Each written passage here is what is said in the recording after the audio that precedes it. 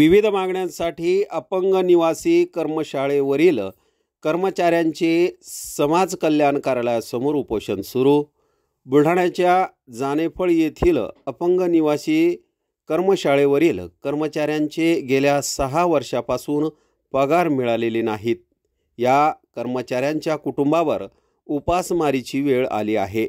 वारंवार पाठपुरावा करूनही संस्थाचालक आणि संबंधित कार्यालयाकडून उडवाउडीचे उत्तर मिळत असल्याचा आरोप सदर कर्मचाऱ्यांनी केला आहे। त्यामुळे 4 कर्मचाऱ्यांनी बुलढाणा समाज कल्याण कार्यालयासमोर आपल्या विविध मागण्यांसाठी उपोषण सुरू केले आहे। जोपर्यंत न्याय मिळत नाही तोपर्यंत उपोषण मागे घेणार नसल्याचा पवित्रा या कर्मचाऱ्यांनी घेतला आहे। माझं नाव शत्रुघ्न रतन डांगे, दिव्यांगाची अपंग कार्यशाळा तिथे क्लार्क पदावर कार्यरत आहे आणि 2019 पासून पेमेंट नाही।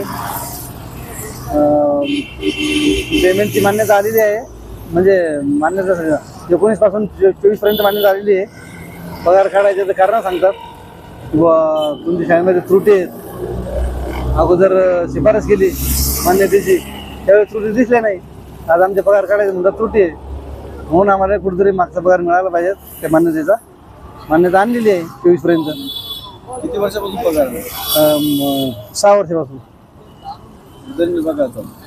उदरनिर्वाह सर मुसलमान घेतले लोकांकडून, आज देतो उद्या देतो, आज देतो उद्या देतो, आम्हाला पगार मिळणार आहेत बा।